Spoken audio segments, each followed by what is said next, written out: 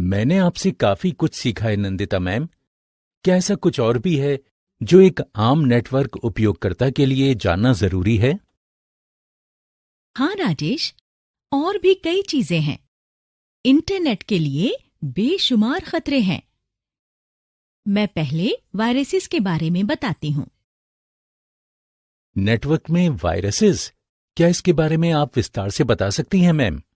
हाँ, जैसे हम किसी वायरल इन्फेक्शन की वजह से बीमार हो जाते हैं, उसी तरह नेटवर्क में मौजूद कई घुसपैठियों के बनाए हुए प्रोग्राम्स जब सिस्टम में घुस जाते हैं तो उसकी सेवाओं को बाधित या खराब कर देते हैं।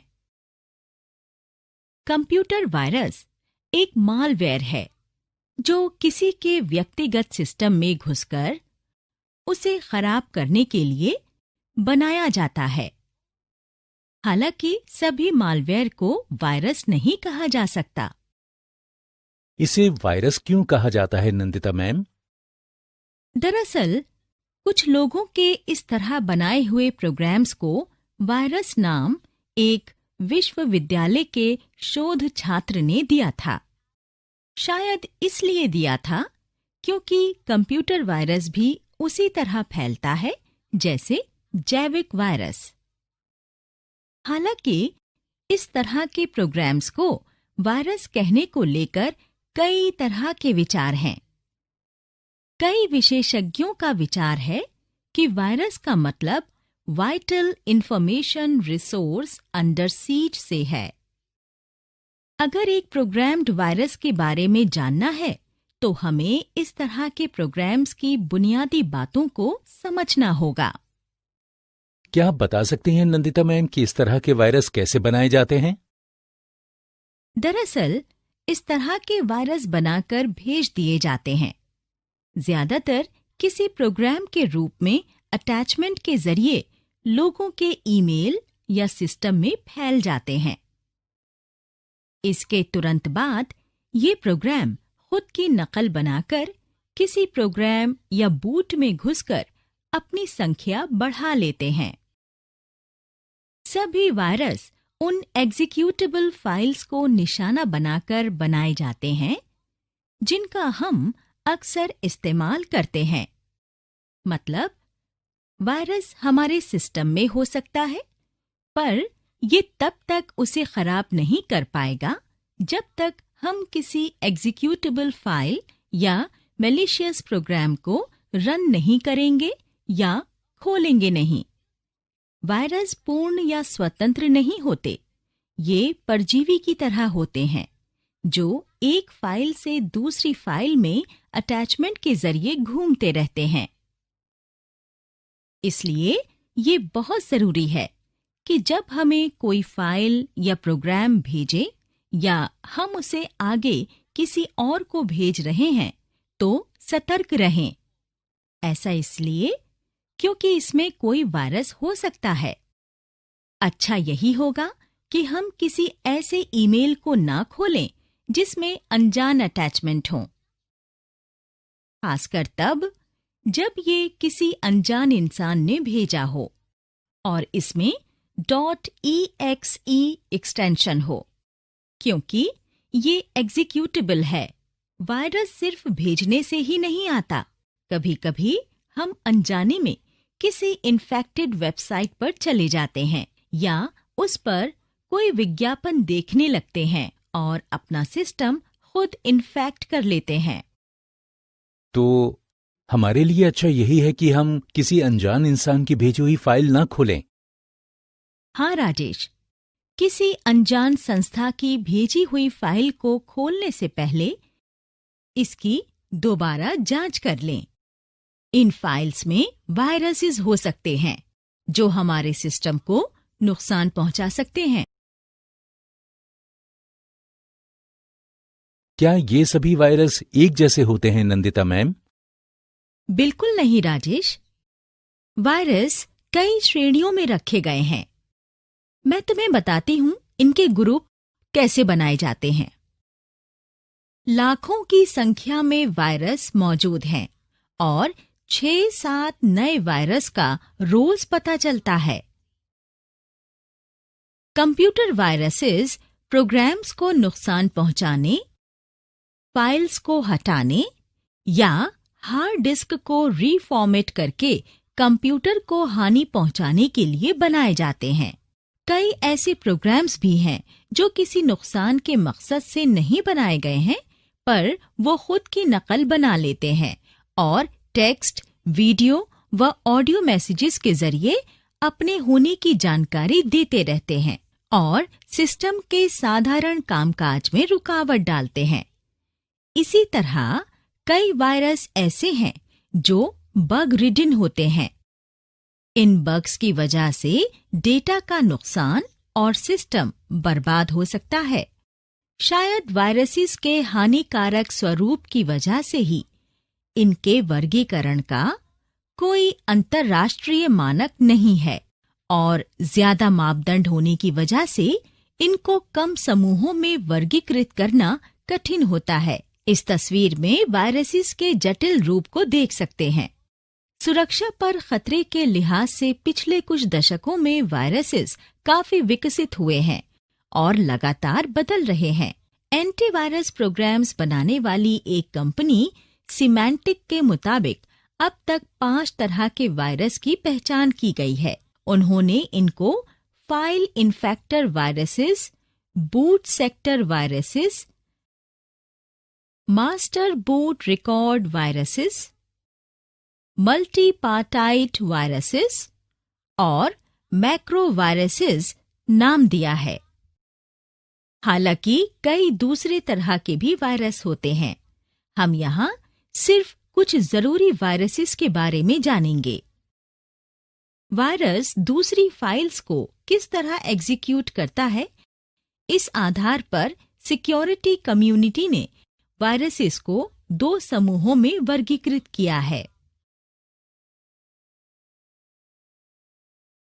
तो मैम, क्या हमारे सिस्टम में घुसा कोई वायरस हमेशा उसी में रहता है? दरअसल राजेश, वायरसेस कई श्रेणी में रखे गए हैं। कुछ रेसिडेंशियल होते हैं और कुछ नॉन रेसिडेंशियल। एक रेसिडेंट वायरस कंप्यूटर की मेमोरी में जगह बना लेता है और कंप्यूटर में शुरू होने वाली फाइल्स को इन्फेक्ट करता रहता है। इन्फेक्टेड फाइल्स के बंद होने के बाद भी ये काम करता रहता है। मेमोरी में होने की वजह से दूसरी फाइल्स को इन्फेक्ट करने के लिए इसे एग्जीक्यूट नहीं करना पड़ता, बल्कि ऑपरेटिंग सिस्टम OS जब भी कोई खास फंक्शन लोड या शुरू करता है, ये खुद सक्रिय हो जाता है। रेसिडेंट वायरसेस को हटाना बहुत मुश्किल होता है, क्योंकि वे एंटीवायरस या दूसरे एंटी मालवेयर सॉफ्टवेयर से बचने में माहिर होते हैं। ये खुद को सिस्टम के रैम में छिपा लेते हैं, इसलिए इस तरह के वायरसेस को हटाना काफी पेचीदा होता है। रेसिडेंट वायरसेस को भी 2 और उपश्रेणियों में बांटा गया है, फास्ट और स्लो इन्फेक्टर्स। नाम से ही इनके बारे में समझा जा सकता है। दूसरी तरफ एक non resident virus computer memory में न जाकर फाइल्स में ही जुड़ा रहता है। ये दूसरी फाइल्स को सिर्फ तभी इन्फेक्ट करता है जब इन्फेक्टेड फाइल्स को चलाया जाए। इन्हें एग्जीक्यूटेबल वायरसेस भी कहा जाता है। मतलब इन्फेक्ट करने से पहले उन्हें एग्जीक्यूट करना पड़ता है। रेसिडेंट वायरस की तरह नहीं, जो ऑपरेटिंग सिस्टम शुरू होते ही सक्रिय हो जाएं। अब हम वर्तमान में चल रहे कुछ प्रमुख वायरस के बारे में जानते हैं। इसकी शुरुआत इन्फेक्टिंग वायरस से करते हैं। फाइल इन्फेक्टिंग वायरस किसी सिस्टम में घुसकर तभी सक्रिय होता है जब उसे ले जाने वाले प्रोग्राम को खोला जाए। ज्यादातर इस तरह के वायरस अटैचमेंट में .com, .bin, .ovl, .drv या .exe प्रोग्राम फाइल्स के जरिए आते हैं। ये प्रोग्राम्स सुरक्षित किए गए डेटा या फाइल्स को इन्फेक्ट करते हैं। इसके बाद आता है overwriting virus.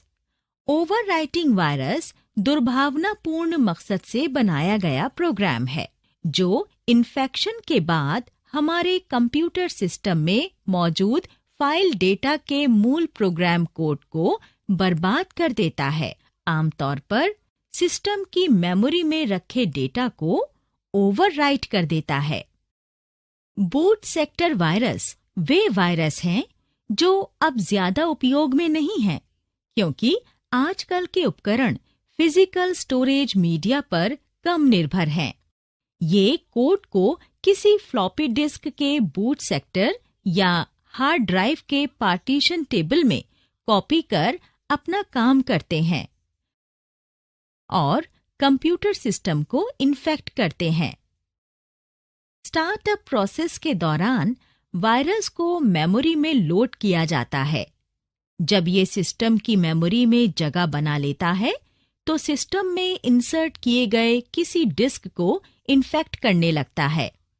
Boot sector viruses के कुछ उदाहरण फॉर्म, डिस्क किलर, स्टोन्ड और माइकलएंजेलो हैं।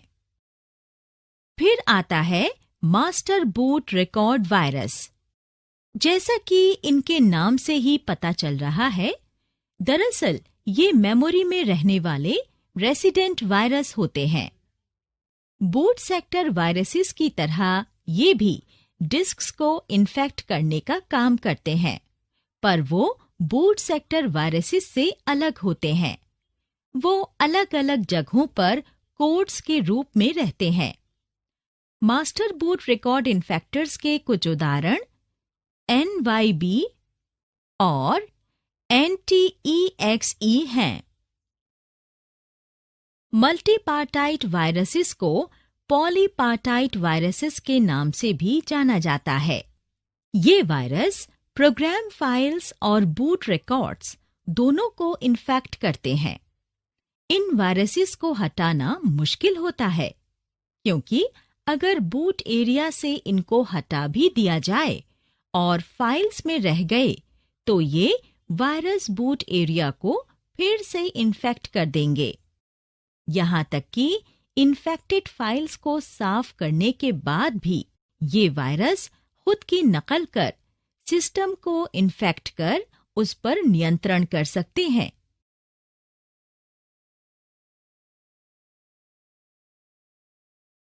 पॉलीमॉर्फिक वायरसेस को एक बहुरूपिया की तरह बनाया गया है।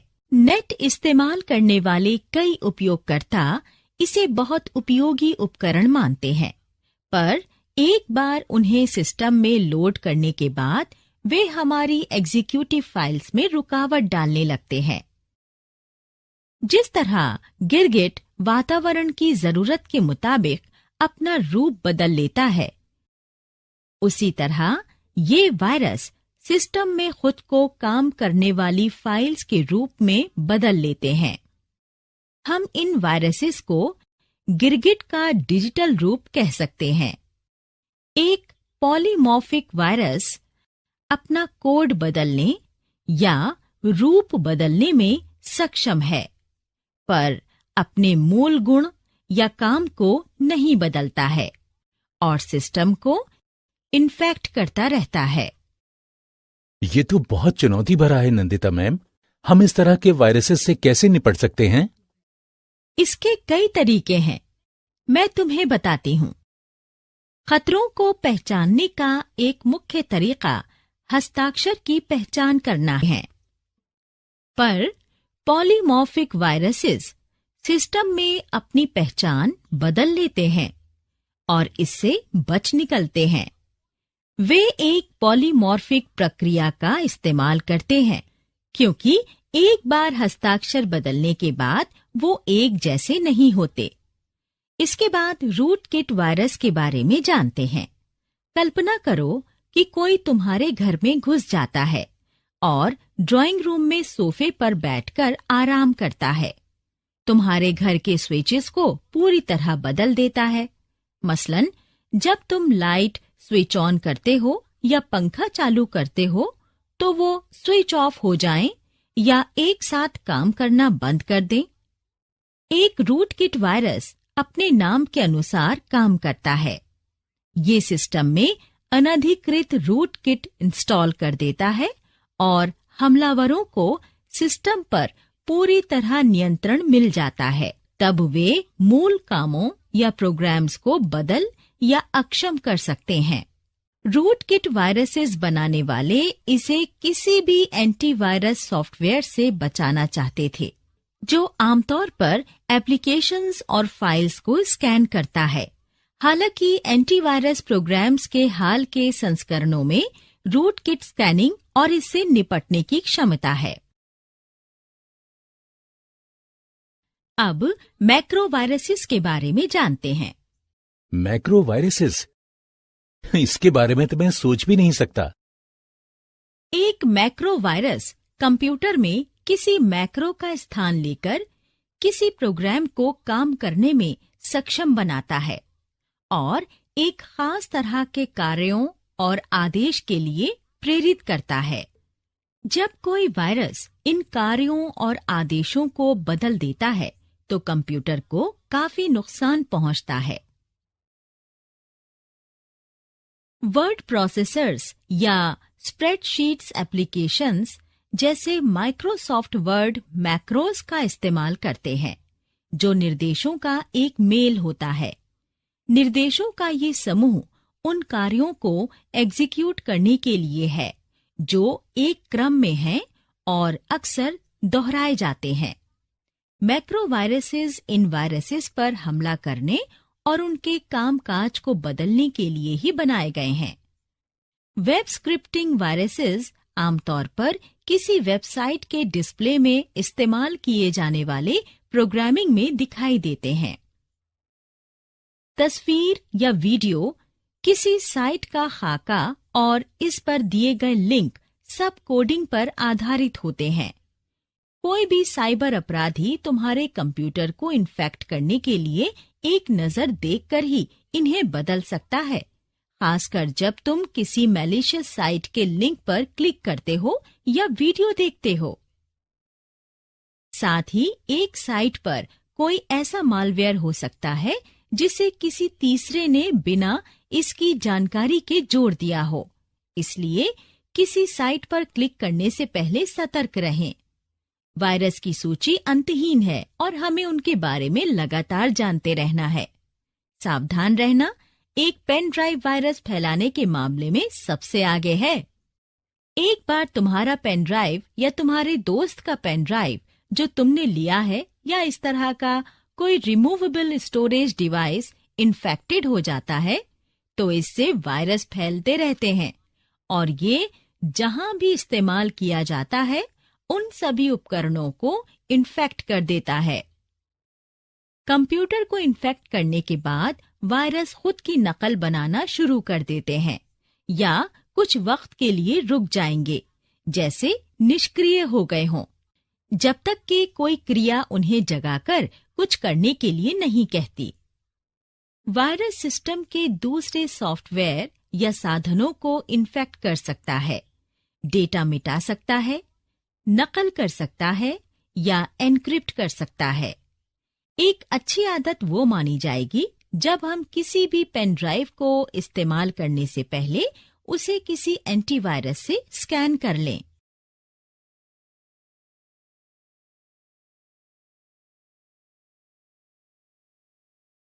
अब तक हमने जो भी सीखा है उसे देखने के लिए किसी तस्वीर पर क्लिक करें। कंप्यूटर वायरस एक मालवेयर होता है जो किसी के व्यक्तिगत सिस्टम में हमला कर उसके काम में रुकावट डालने के लिए बनाया जाता है। कंप्यूटर वायरसेस प्रोग्राम्स को हानि पहुंचाकर, फाइल्स को मिटाकर या हार्ड डिस्क को रीफॉर्मेट कर कंप्यूटर को खराब करने के लिए बनाए जाते हैं। एक रेसिडेंट वायरस कंप्यूटर की मेमोरी में जगह बना लेता है और कंप्यूटर में शुरू होने वाली फाइल्स को इन्फेक्ट करता रहता है। इन्फेक्टेड फाइल्स के बंद होने के बाद भी ये काम करता रहता है। मेमोरी में होने की वजह से दूसरी फाइल्स को इन्फेक्ट करने के लिए इसे एग्जीक्यूट नहीं करना पड़ता, बल्कि ऑपरेटिंग सिस्टम OS जब भी कोई खास फंक्शन लोड या शुरू करता है, ये खुद सक्रिय हो जाता है। एक non resident virus computer memory में न जाकर फाइल्स में ही जुड़ा रहता है। ये दूसरी फाइल्स को सिर्फ तभी इन्फेक्ट करता है जब इन्फेक्टेड फाइल्स को चलाया जाए। इन्हें एग्जीक्यूटेबल वायरस भी कहा जाता है, मतलब इन्फेक्ट करने से पहले उन्हें एग्जीक्यूट करना पड़ता है। रेसिडेंट वायरस की तरह नहीं, जो ऑपरेटिंग सिस्टम स्टार्ट होते ही सक्रिय हो जाएं। फाइल इन्फेक्टिंग वायरस किसी सिस्टम में घुसकर तभी सक्रिय होता है जब उसे ले जाने वाले प्रोग्राम को खोला जाए।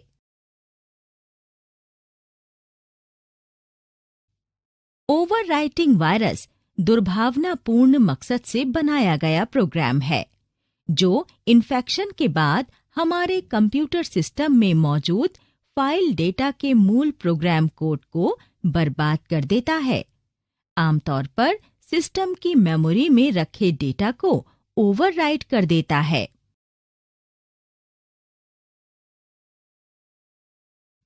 बूट सेक्टर वायरस वे वायरस हैं जो अब ज्यादा उपयोग में नहीं हैं, क्योंकि आजकल के उपकरण फिजिकल स्टोरेज मीडिया पर कम निर्भर हैं।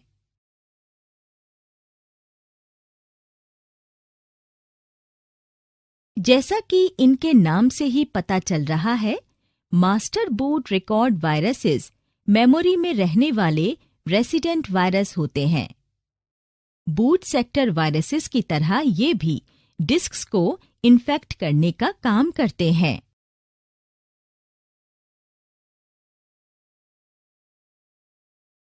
मल्टीपार्टाइट वायरसेस को पॉलीपार्टाइट वायरसेस के नाम से भी जाना जाता है। ये वायरस प्रोग्राम फाइल्स और बूट रिकॉर्ड्स दोनों को इन्फेक्ट करते हैं।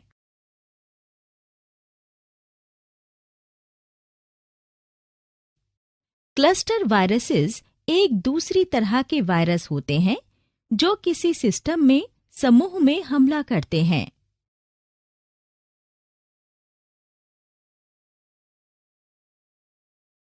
पॉलीमॉर्फिक वायरसेस को एक बहुरूपिया की तरह बनाया गया है। नेट इस्तेमाल करने वाले कई उपयोगकर्ता इसे बहुत उपयोगी उपकरण मानते हैं, पर एक बार उन्हें सिस्टम में लोड करने के बाद वे हमारी एग्जीक्यूटिव फाइल्स में रुकावट डालने लगते हैं।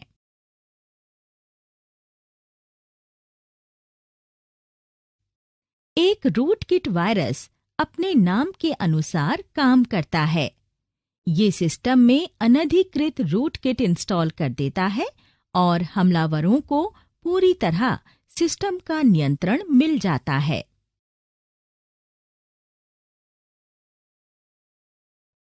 एक मैक्रो वायरस कंप्यूटर में किसी मैक्रो का स्थान लेकर किसी प्रोग्राम को काम करने में सक्षम बनाता है और एक खास तरह के कार्यों और आदेश के लिए प्रेरित करता है।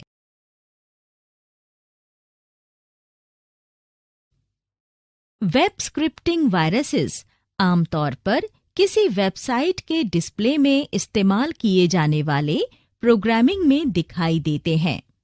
तस्वीर या वीडियो, किसी साइट का खाका और इस पर दिए गए लिंक सब कोडिंग पर आधारित होते हैं।